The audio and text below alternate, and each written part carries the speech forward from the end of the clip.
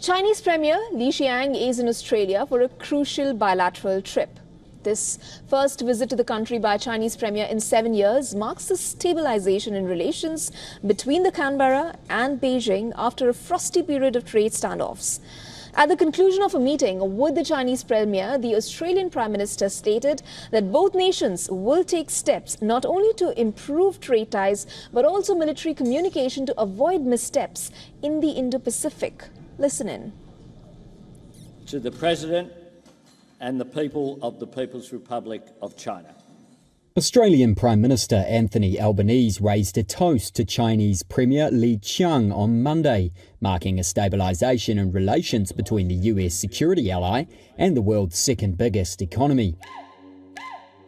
The visit to Australia by Li, China's top-ranked official after President Xi Jinping, is the first by a Chinese premier in 7 years and comes after a frosty period of Beijing blocking $20 billion in Australian exports and friction over 2 defence encounters in the last 6 months.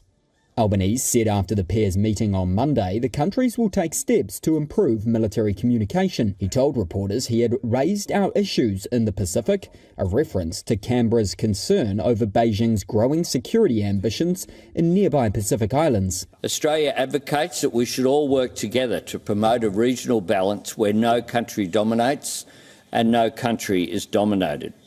A region where countries large and small operate by the same rules that we have all had a say in shaping. Li said the two countries would expand cooperation in energy and mining, and China would include Australia in its visa waiver program. Just now, Prime Minister Albanese and I had a candid, in-depth and fruitful meeting and reached a lot of consensuses. We both agreed to uphold the right characterization of our bilateral relationship and consolidate its momentum of improvement and development.